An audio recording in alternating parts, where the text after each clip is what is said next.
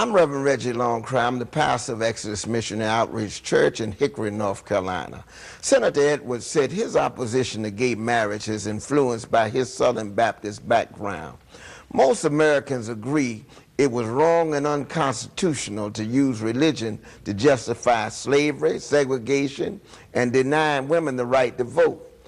So, why is it still acceptable to use religion to deny gay Americans their full and equal rights?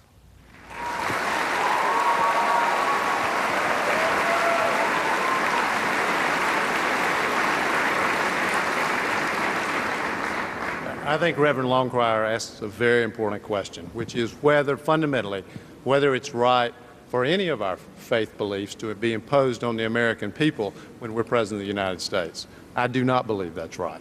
I feel enormous personal conflict about this issue. I want to end discrimination. I want to do some of the things that I just heard Bill Richardson talking about, standing up for equal rights, substantive rights, civil unions, the things that Chris Dodd just talked about. I think that's something everybody on this stage will commit themselves to as President of the United States. But I personally have been on a journey on this issue. I feel enormous conflict about it. As I think a lot of people know, my wife Elizabeth spoke out a few weeks ago, and she actually supports gay marriage. I do not. But this is a very, very difficult issue for me, and I recognize and have enormous respect for people who have a different view of it. Should also point out that the Reverend is actually in the audience tonight. Where is he? Right over here. Reverend, do you feel he answered your question?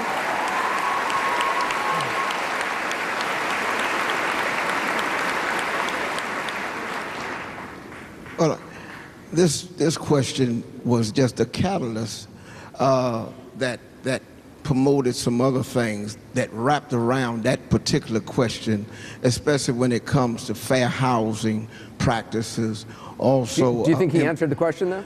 Not like I would like to have heard it. What did you not hear?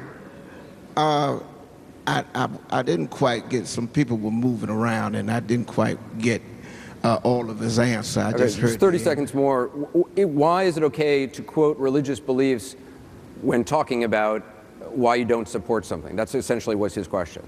It's not. I mean, I've been asked a personal question, which is, I think, what Reverend Longcrier is raising. And that personal question is, do I believe and do I personally support gay marriage? The honest answer to that is I don't. But I think it is absolutely wrong, as President of the United States, for me to have used that faith basis as a basis for denying anybody their rights. And I will not do that when I am President of the United States. Senator Obama, the laws banning interracial marriage in the United States were ruled unconstitutional in 1967. What is the difference between a ban on interracial marriage and a ban on gay marriage?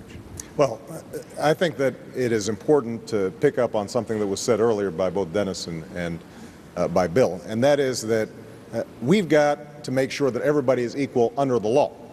And the civil unions that I proposed would be equivalent in terms of making sure that all the rights that are conferred by the state are equal for same-sex couples as well as for heterosexual couples. Now, with respect to marriage, it's my belief that it's up to the individual denominations to make a decision as to whether they want to recognize marriage or not.